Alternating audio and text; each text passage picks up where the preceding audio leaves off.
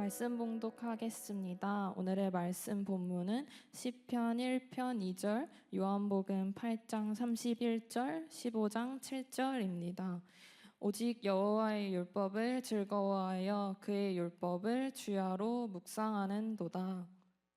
그러므로 예수께서 자기를 믿은 유대인들에게 이르시되 너희가 내 말에 거하면 참으로 내 제자가 되고 너희가 내 안에 거하고 내 말이 너희 안에 거하면 무엇이든지 원하는 대로 구하라. 그리하면 이루리라. 아멘. 샬롬. 이제 벌써 단기 선교 갔던 분들이 이제 돌아오고 있네요. 그리고 아직도 지금 단기 선교지에 사역하는 우리 형제자매들, 우리 간사님들 지속적으로 기도해 주시길 부탁합니다. 특별히 여러 가지 기도 제목이 많지만 우리가 늘 가장 기도에서도 보면은 우선순위가 있는 것 같아요. 어디에 마음이 많이 있는가. 그래서 요새 와서 참 그것을 많이 생각하게 됩니다. 특별히 여름이라고 하는 여러분이 그냥 씩 지나버릴 수 있는 이 시간에 하나님과 더 깊어지는 그런 시간을 갖기를 소원합니다. 우리 기독교인을 어떻게 얘기하는 게 가장 간단하게 얘기하는 게 좋을까요? 라는 질문 한번 던져봅니다. 크리스찬의 정체성은 뭘까요? 크리스찬 하면 딱 떠오르는 게 뭘까요? 라고 하는데, 물론 이 표현은 이슬람들이 기독교인을 향해서 하는 말이고 그들이 이렇게 부를 때 쓰는 말인데 뭐냐면 책의 사람들이다. 그냥 책도 아니고 그 책, 정경이라고 하는 것을 얘기하고 있죠. 그래서 보통 이슬람들이 이제 얘기를 할 때 세 종류의 세 people of the book, 바로 그 책의 사람들이 있다. 바로 이슬람은 쿠란, 그 다음에 유대인들은 바로 모세 율법이라고 하는 것. 그러니까 구약을 얘기하지만 주로 모세오경을 얘기하죠. 그 다음에 우리 기독교인을 향해서는 성경이라고 해서 The People of the Book이라고 얘기합니다. 근데 사실은 저는 그거는 여러 종류의 종교를 포함하고 돼 있지만 사실 정확한 것은 아닙니다. 우리가 선호해야 되는 건 뭐냐면 People of the Word, 바로 말씀의 사람. 그게 훨씬 더 정확한 표현입니다. 말씀의 사람 무엇일까요? 바로 말씀이 우리의 기초가 되고 우리의 정체성에 과연 우리가 누군가를 갖다가 어디서 찾아낼 수 있냐면 바로 말씀이라고 하는 여기서 찾아낼 수가 있기 때문입니다. 자, 말씀을 보면서 오늘 말씀도 그렇잖아요. 요한복음 8장 31절에도 보면 너희가 내 말에 거하면, 그 다음에 15장 7절에도 보면은 너희가 내 안에 거하고 내 말이 너희 안에 거하면, 다 이게 말씀이고 돼 있는데 시편 1편 2절도 뭡니까? 하나님의 율법을 주야로 묵상한다라고 되어 있습니다. 사실 이제는 여기 보면 관계들이 있습니다. 한번 저는 이런 생각을 해봤습니다. 우리와 말씀이 어떻게 돼야지만 바로 여기서 말하는, 그러니까 시편 1편에도 보면은 결국 1편 1절에도 복 있는 자는이라고 되어 있습니다. 우리가 복 있는 자가 되길 원하잖아요. 실질적으로 복 있는 자가 되는 요건과 상황과 자격을 다 줬는데 왜 그것을 느끼지 못하고 왜 경험하지 못할까라는 질문을 던져보면은 바로 우리가 말씀과 우리의 관계 속에서 뭔가 이게 불협화음이라든가 뭔가 딱 연결이 되지 않았다라는 느낌을 받습니다. 지금같이 정부의 홍수 속에서 살면서 오늘 제가 말씀을 전하지만 여러분들 조금 이따 지나면 그럴 거예요. 그냥 수많은 정보 중에 하나로 지난주에 내 설교가 뭐였지? 재밌는 예화가 없으면은 사실 예화 정도만 생각을 해요. 많은 사람들이요. 그러니까 저는 한번 여러분한테 질문 한번 던지고 싶어요. 하나님의 말씀이 여러분하고 어떤 관계입니까? 오늘 저는 여러분과 함께 우리 하나님의 말씀과 우리는 바로 이런 관계일 때 달라질 수가 있고 그것이 진정 우리의 정체성의 핵심이 됩니다라고 하는 그러한 방향으로 오늘 말씀을 보고자 합니다. 첫째는 뭐냐면은 우리가 말씀과 우리의 관계가 깊어지고 성경에서 말하는 그런 우리 정체성이 되고 그 다음에 또 그 안에 오늘 말씀과 같이 말씀 속에서 나와 있듯이 너희가 내 안에 거하고 내 말이 너희 안에 거하면 무엇인지 구하면 다 들으리라, 이루어진다라고 말씀하셨거든요. 기도 응답을 어떻게 받느냐라는 질문이에요. 자, 그것을 위해서 저는 말씀과 우리의 관계 첫 번째 가장 중요한 건 뭐냐면은 우리는 말씀 묵상을 생활화해야 한다는 것입니다. 말씀 묵상의 중요성입니다. 묵상이란 단어는 사실은 우리가 생각하는 거지 묵상 그냥 가만히 생각하는 게 아닙니다. 정확히 말하면은 묵상이란 단어를 우리가 잘 봐야 되는데, 묵상이란 단어 잘 아시는 오늘 봉독한 말씀 중에 시편 1편 2절에 나오는 것이죠. 그러니까 1절에 보면 복 있는 자는 이라고 해가지고 나오는 건데 주야로 묵상한다라고 했습니다. 그뿐만이 아닙니다. 여러분 잘 아시는 여호수아한테 준 약속도 있죠. 여호수아 1장 8절에 보면은 이 율법책을 네 입에서 떠나지 말게 하며 주야로 그것을 묵상하여. 참 흥미로운 거는 묵상이라는 단어 앞에 어떤 표현이 있습니까? 율법책 어디서 떠나지 않게 해요? 손이 아니에요. 발도 아니고 가슴도 아니에요. 어디예요? 입에서 떠나지 말라라고 하는 걸 잘 기억을 하실 필요가 있습니다. 이게 무슨 표현일까? 연결이 되어 있습니다. 왜 그러냐면 여기에 묵상이라는 단어는 히브리어로 하가라고 하는 단어입니다. 하가라고 하는 단어는 바로 뭐냐면 되새김질한다는 거예요. 읊조린다는 거예요. 그래서 말을 갖다 중얼중얼한다는 겁니다. 읽는다는 겁니다. 입으로 드러내게 한다는 거예요. 그러니까 소리내서 하는 거예요. 여기랑 가장 가까운 개념이 뭐냐면 소가 그런 이 소나 그런 유들이 하는 되새김질한다는 겁니다. 그렇기 때문에 이게 영어에도 보면 R로 시작한 ruminate라고 하는 rumination이 바로 되새김질한다는 단어인데 이게 바로 그런 겁니다. 하나님의 말씀을 웅얼웅얼 읊조린다라고 하는 표현입니다. 그러니까 주야로 읊조린다라고 하는 것이고, 아까 여호수아 1장 8절에 나와 있고 내 입에서 떠나지 않게 한다라는 것, 그 다음에 주야로 묵상한다라고 되어 있는 입에서 떠나지 않게 하고, 주야로 그건 뭐냐면 지속적으로 하나님의 말씀이 입에서 머물게 하라 라고 하는 그것을 갖다 여기에 의도하고 있다라고 하는 겁니다. 그렇기 때문에 다윗도 시편 119편 97절에 보면 내가 주의 율법을 얼마나 사랑하는지요 내가 그것을 종일 묵상하나이다 라고 하는 그 묵상도 계속적으로 종일 중얼중얼 한다는 겁니다. 표현을 하면은. 근데 물론 문자적으로 여러분 하루 종일 말씀만 중얼중얼하고 다녀라 그게 아니죠. 그 정도로 말씀을 갖다가 입에 담아서 우리가 읽고 외우고 입으로 말하는 것이 얼마나 중요한가를 갖다가 성경은 얘기하고 있습니다. 왜냐하면 말할 때 우리 귀가 듣습니다. 그렇기 때문에 눈으로 읽는 것과 입으로 하는 것과는 엄청난 차이가 납니다. 그러니까 여러분들이 소리내서 한번 읽어보자라고 하는 것의 중요성, 그것을 갖다가 성경은 얘기하고 있다는 겁니다. 첫 번째 바로 한것 같이 우리 말씀을 묵상하는 걸 생활화해보자라고 하는 것, 그게 바로 하나님, 그러니까 크리스천과 하나님의 말씀과의 관계에서 가장 중요한 첫 번째 것이 되고, 그러니까 하가라는 단어를 생각하시면서 맞아, 하가는 되새김질하는 거야. 내가 오늘 말씀을 어떻게 되새김질할까?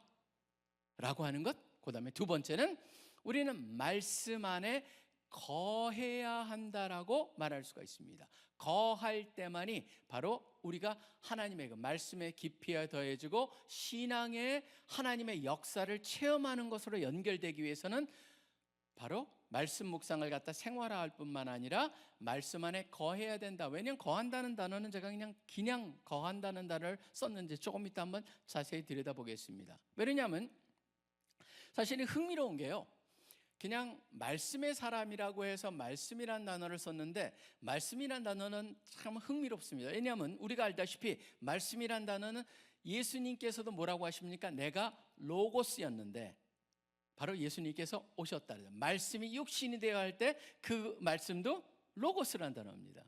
그러니까 예수님도 로고스예요. 그리고 예수님이 하신 말씀도 내가 말하노니, 하나님의 말씀은 할 때 그 말씀도 로고스예요.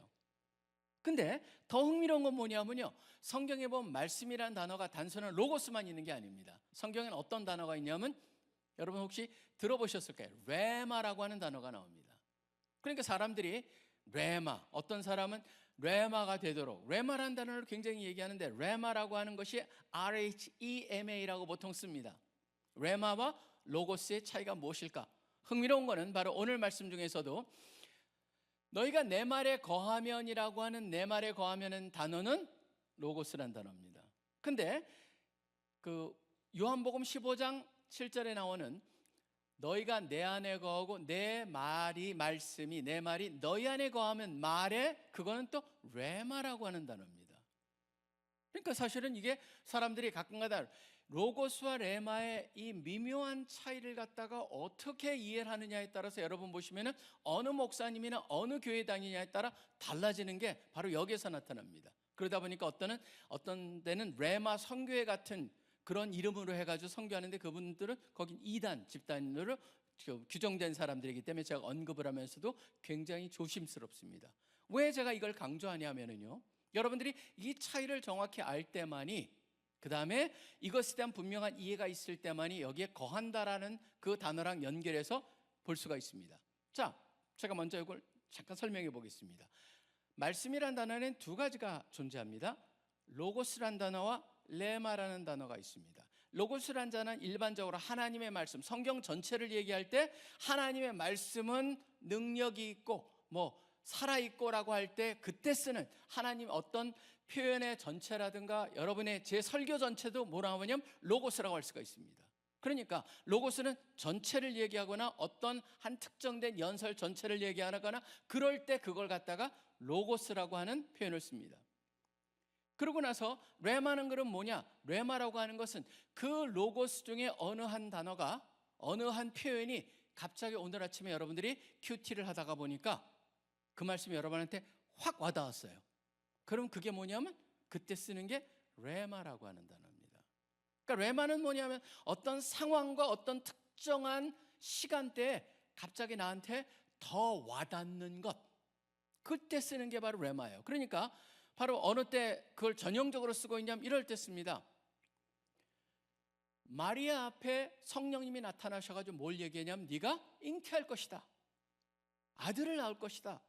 그랬더니 마리아가 뭐라고 합니까? 처녀가 어떻게 잉태를 합니까? 나는 아직 아무 남자랑 관계를 한 적이 없습니다라고 얘기를 하니까 그때 하나님 모든 게 가능하다라고 하면서 얘기할 때 마리아가 뭐라고 그러냐면, 마리아가 이르되, 누가복음 1장 38절에 보면 주의 여정이오니 말씀대로 내게 이루어지이다 할 때 그 말씀은 뭐겠습니까? 하나님 전체 말씀이 아니고 바로 하나님이 역사에서 아들을 낳을 것이다라는 그 말씀할 때 무슨 단어가 쓰여진다고요?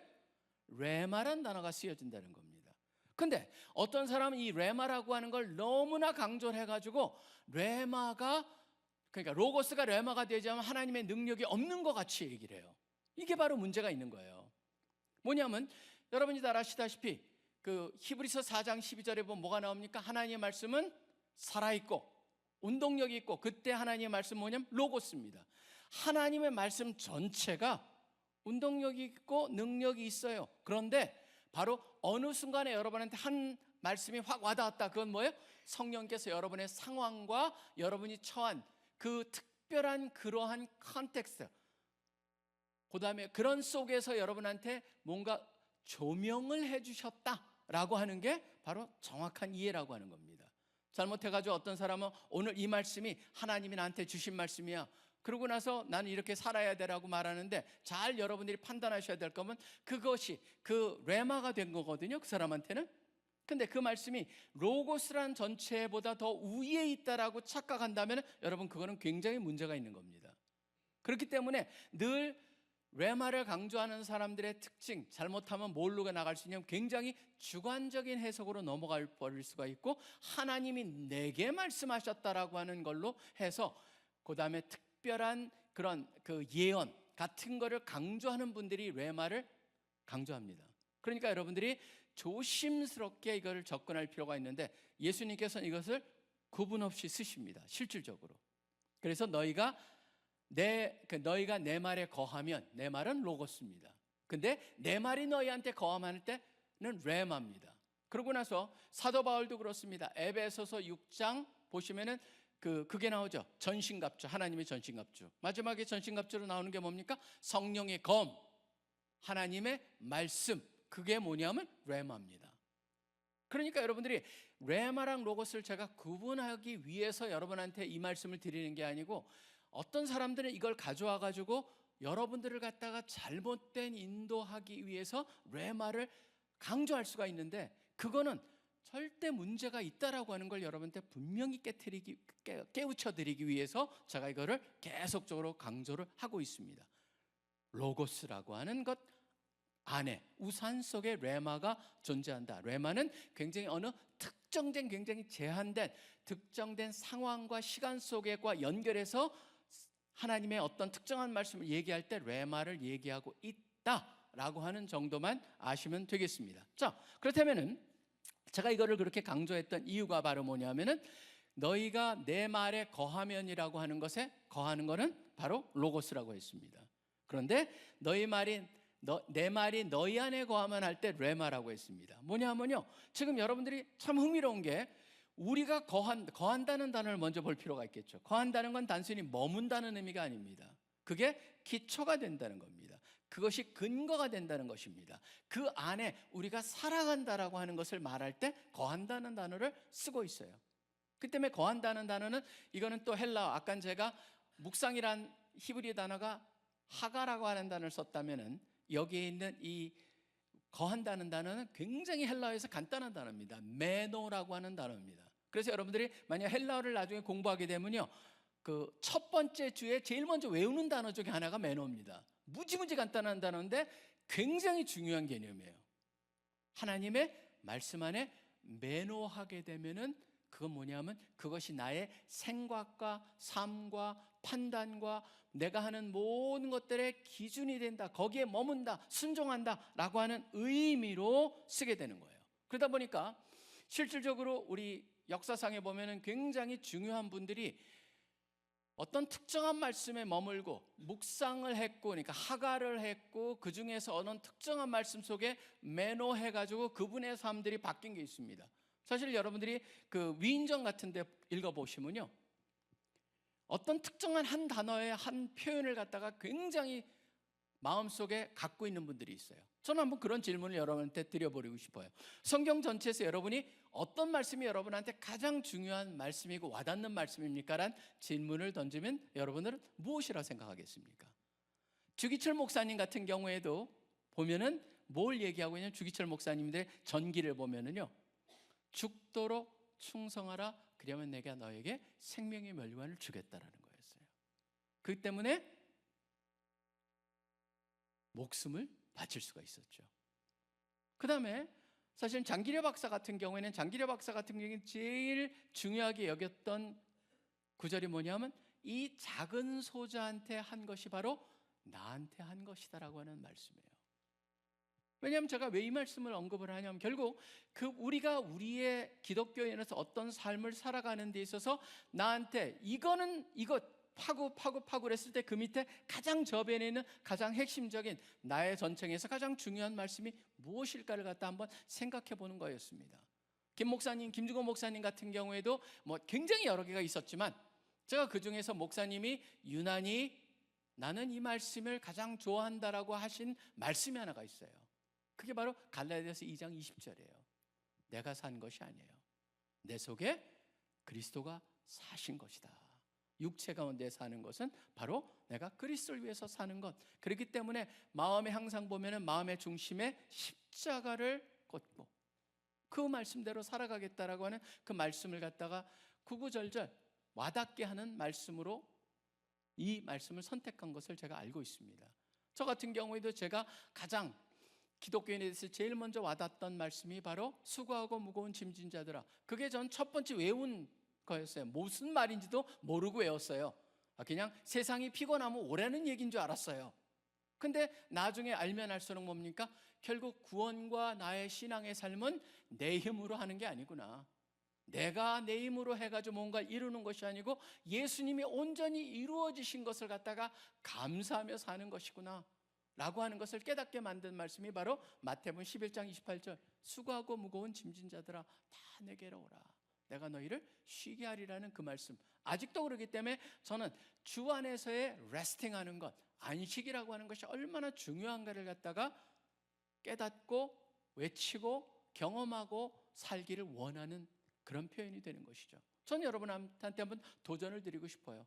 여러분이 매노라고 하는 단어를 떠올렸을 때, 내가 하나님의 말씀에 뿌리를 내리고 살지만 그 중에서 가장 중요한 것이 무엇일까? 라고 한다면은 여러분들이 한번 거기에 어떻게 답을 할 것인가 고민해 보시고 답하시는 여러분들이 되시기를 바랍니다. 두 단어였죠? 하가해야 됩니다. 매너해야 됩니다. 그럴 때 바로 우리 삶이 달라진다면은 마지막입니다. 세 번째.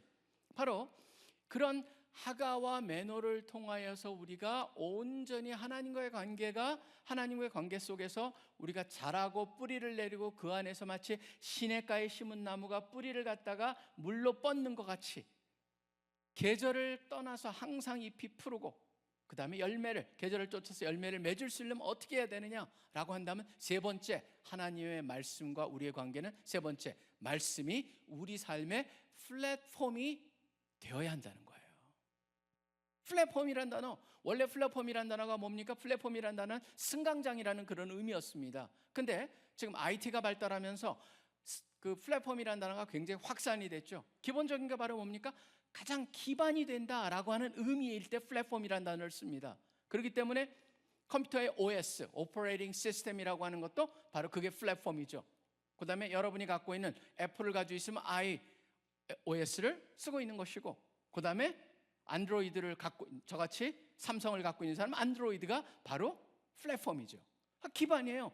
플랫폼이라고. 그 다음에 그때만 쓰는 게 아니죠.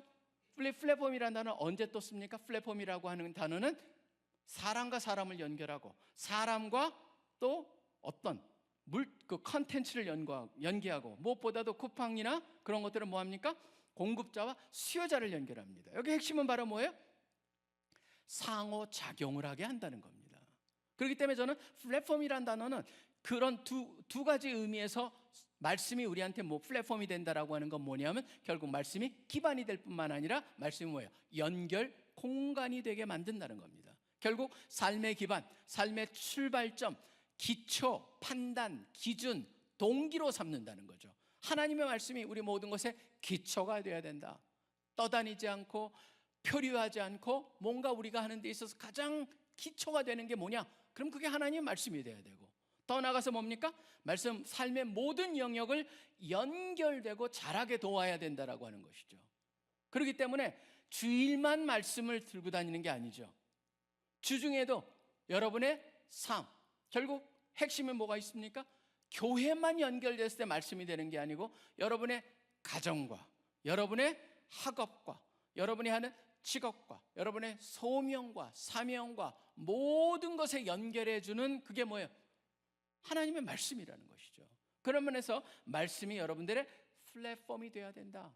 결국 우리의 제자로서 너희가 내 말에 거하면은 내 참 제자가 된다라고 하는 그 말씀, 결국 그게 말씀이 플랫폼이 된다라고 하는 것이죠. 전 근데 이것도 굉장히 재밌습니다. 이런 눈으로 보신다면요, 거한다는 것, 그것이 무슨 의미를 할까? 말씀이 우리 가운데 우리가 말씀 안에 거하는 것일까? 말씀이 우리 안에 거하는 것일까? 이것도요, 성경에 보면 두 가지가 다 나옵니다.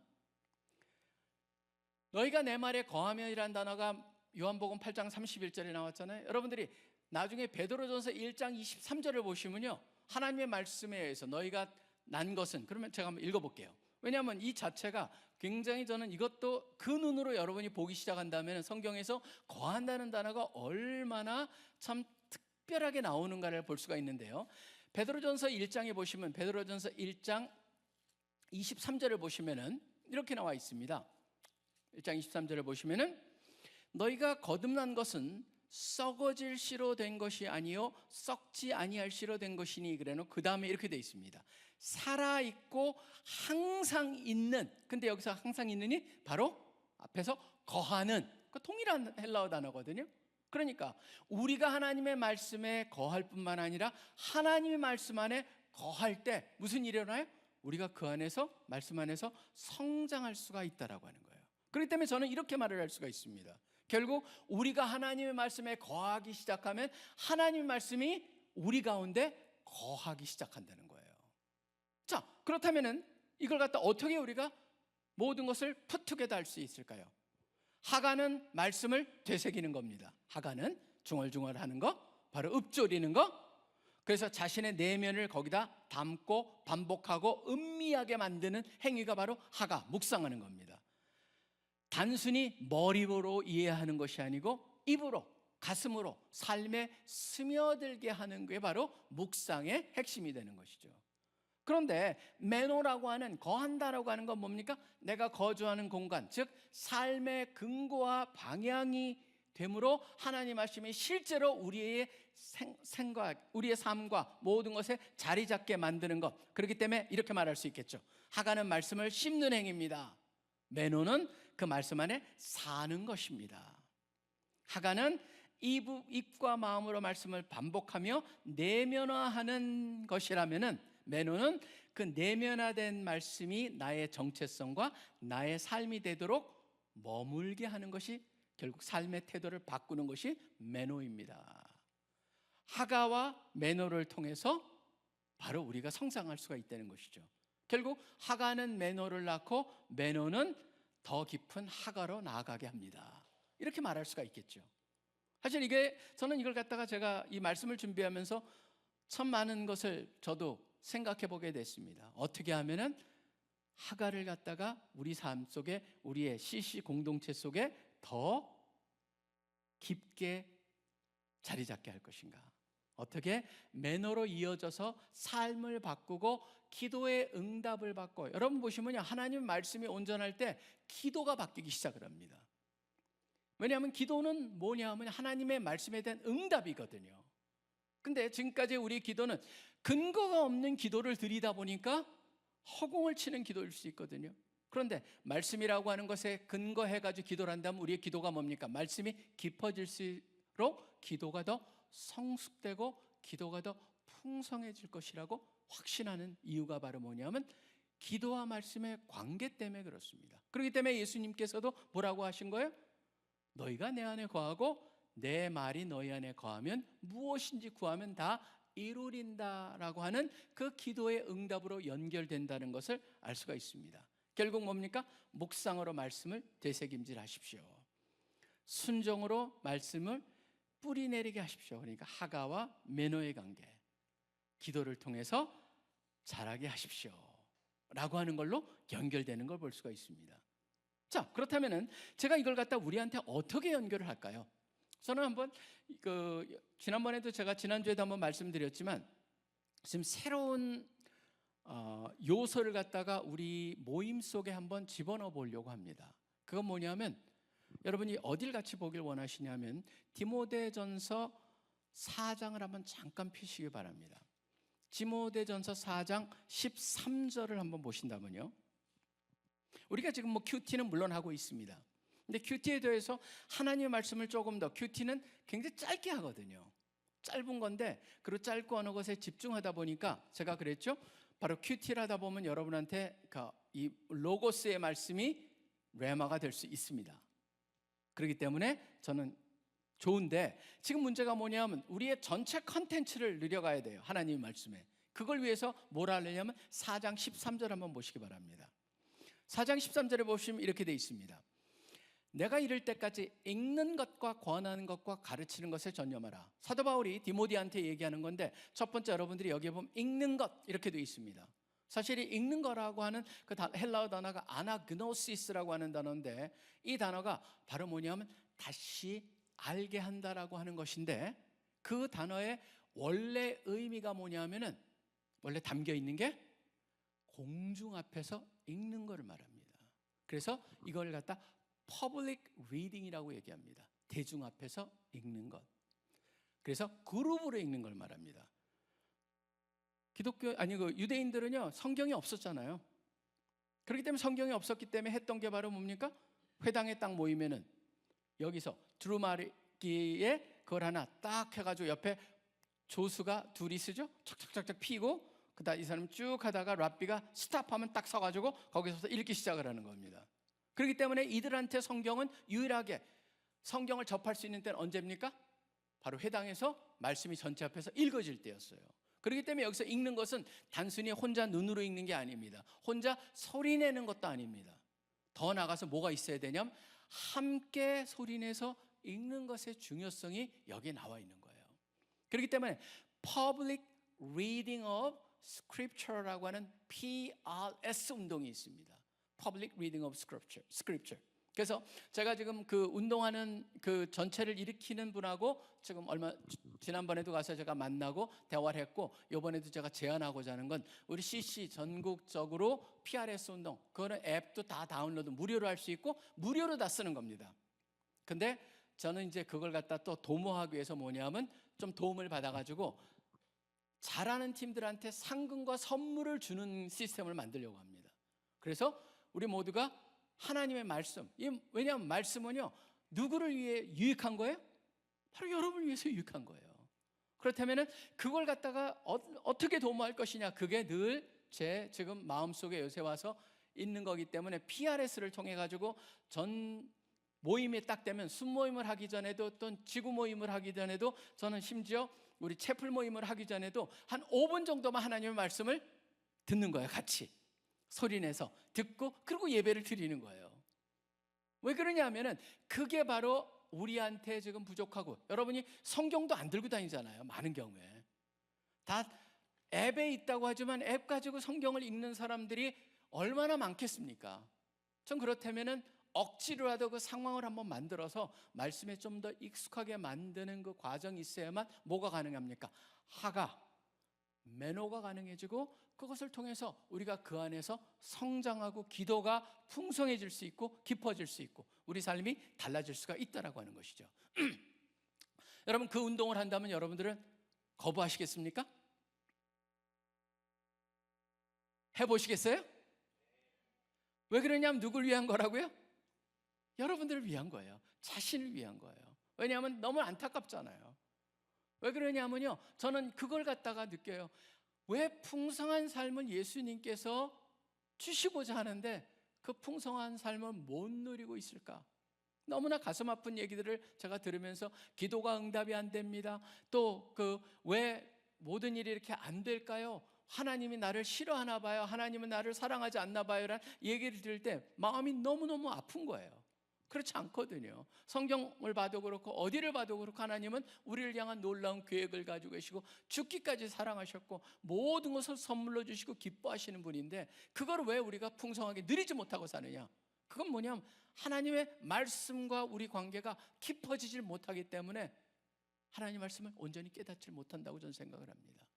그렇기 때문에 우리가 그걸 한번 해보도록 합니다. 자, 오늘 성경 말씀 제가 그랬죠? 또 다음 주에 물어보면 모를 거다. 하나님의 말씀 어떻게 해요? 하가 묵상해보자. 소리를 내서 하나님의 말씀에 거하자. 매너. 그리고 말씀을 갖다가 나의 삶의 플랫폼으로 만드는 작업을 통해서 거기에 기반을 두고 그것을 통해서 나의 삶의 모든 영역과 말씀을 연결하면서 거기서 답을 찾아가면서 하나님의 우리를 향한 풍성함을 경험하는 우리가 되자. 아멘입니까?